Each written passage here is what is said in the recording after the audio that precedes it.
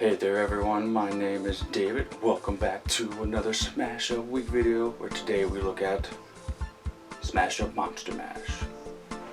Let's go.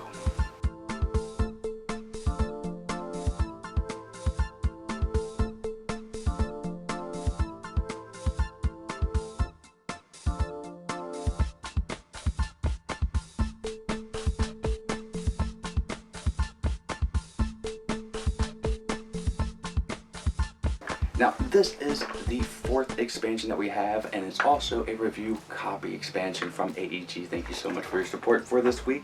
Love Smash Up, and I love reviewing it.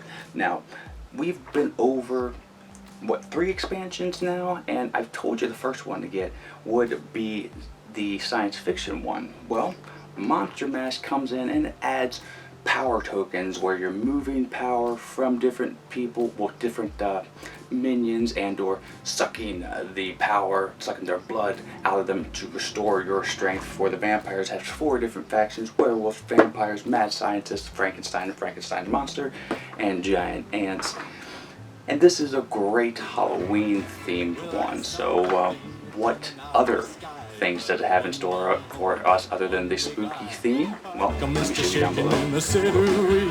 It looks like a purple people eater to me. It was Okay, so as always in every Smash Up expansion up to now, you get little tokens that are a bit different from the other ones that you've gotten, and they got electricity around them. Still think the Cthulhu tokens are the coolest so far. And you get bases, some bases that correspond with the factions that you get, which you get 4 of them. And of course, this is Monster Mash, so you get the mad scientist, you get the vampires, you get werewolves, and giant ants that have a connection to the band Queen, which we'll go into that a little bit more in a bit. But first, let me go over these bases. So the base, they are going to have a lot of different power shifts and power tokens put on them with various things as well. But the crux of this expansion is power, and with great power comes great responsibility, or monsters. So we have the hill here. At the start of each player's turn, that player may move one of his or her minion to any base, and this is more ant stuff. Minions with +1 power counters cannot be destroyed, and the first player played here each turn gets 1 power. Laboratorium, the golem, slab, that's weird, and the castle blood for vampires, the crypt, moon sight, and the standing stones. During your turn, one of your minions here can use its talent twice. So different things, but a lot of power exchange and adage through the base. So let's go ahead and do the giant ants first. Okay, so the giant ants have Queen the band songs on them because, well, the drones are ran by the almighty Queen. It's very punny and thematic.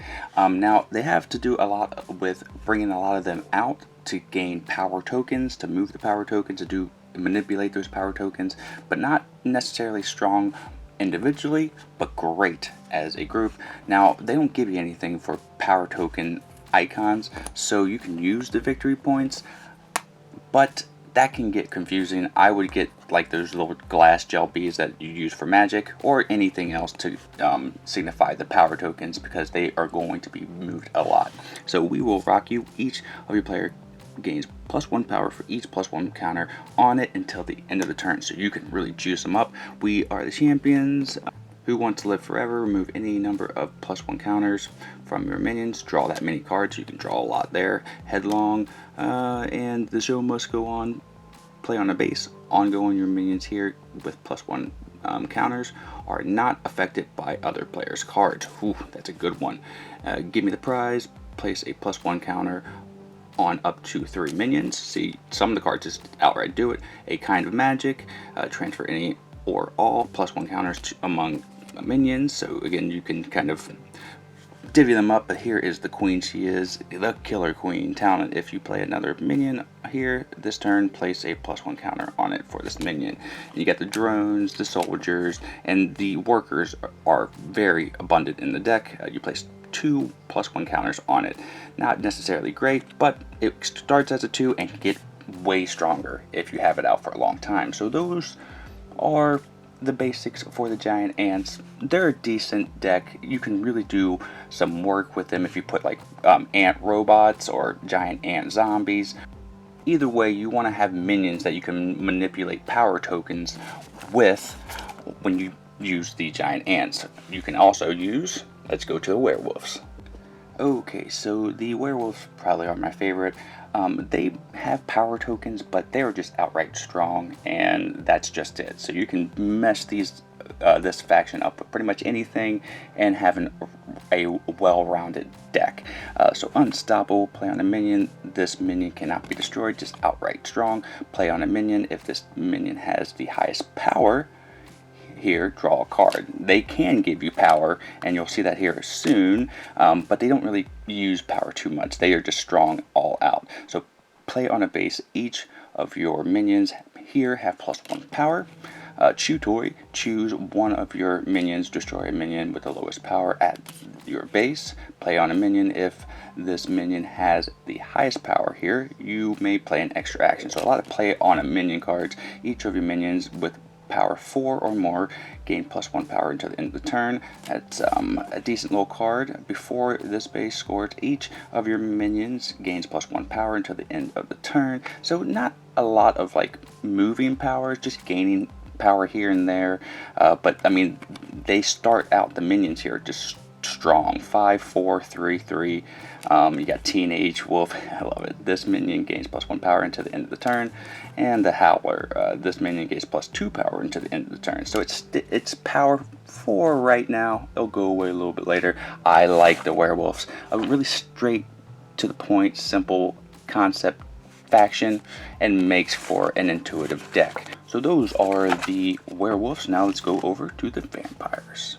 The vampires manipulate power quite a bit too, but they are basically sucking the power out of the opponent. So Big Gulp is probably my favorite card. It's just name-wise, destroy a minion of power 4 or less. Get rid of those wimpy characters. After another player minion is destroyed, place a +1 counter on this minion, the opportunist. That makes sense. Summon wolves. Crack of Dust. Crack of Dust, it's an interesting name. Play a minion of power 2 or less from the discard pile as an extra minion. Place a power counter on it. Cult of the Week.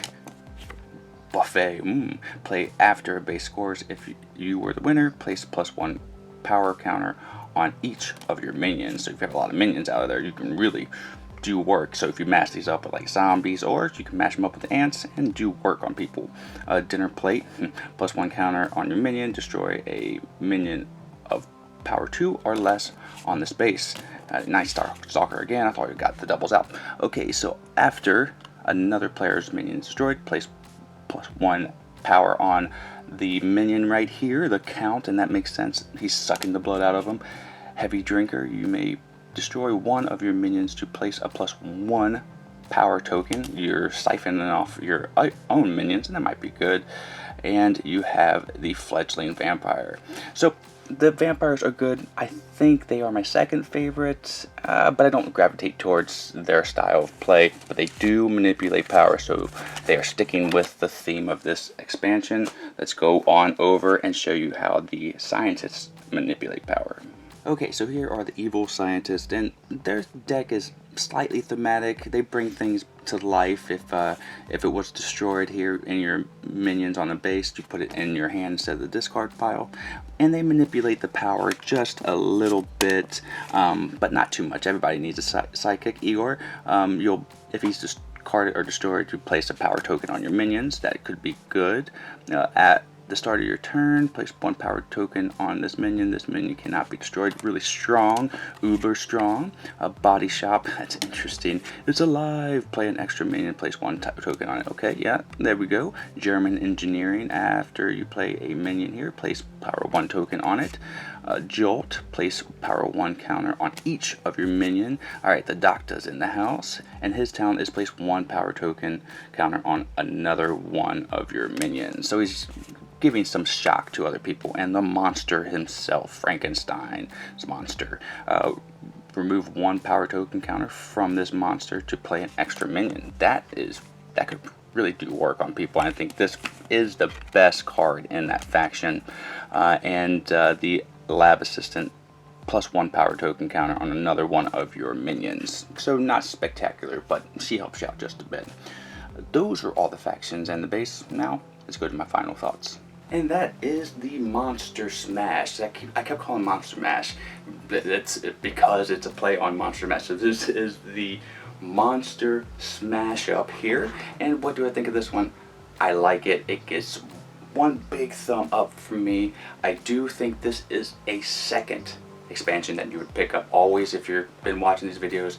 I'm just looking through the lens of a new player that just has a core set. I think the science fiction is the first one. Then you go over to this one here because it only adds one new mechanism, and that is the power tokens, which I wish they would have put just even like white blank tokens, because getting the victory points and using those, it's way too confusing. Again, I get little glass beads and put them on there for the power tokens because those are going to be moving all over the place.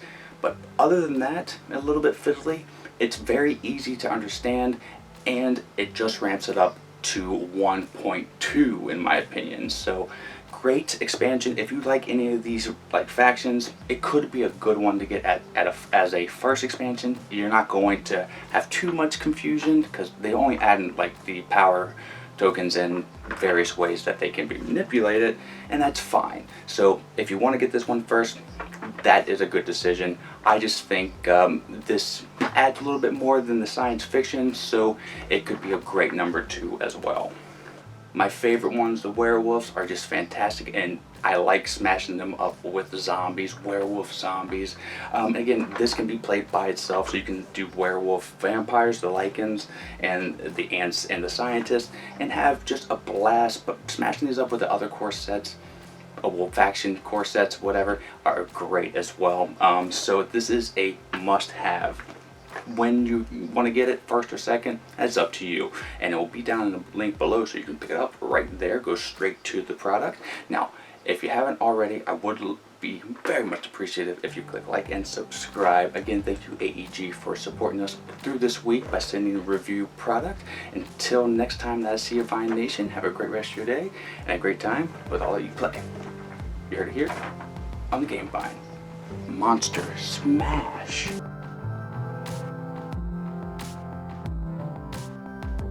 Vine Nation, we love making content here for you on the channel, and we're almost at 15,000 subscribers, so subscribe now and help us out. This video right here, I think you'll like. This video right here, YouTube thinks you'll like. Or you can just sit here and watch me dance as a dinosaur for a little bit longer. You can visit us at our social media outlets, and we're going to be improving our Patreon here soon. That's all for today. Miko, it's time to go. Good girl, Miko.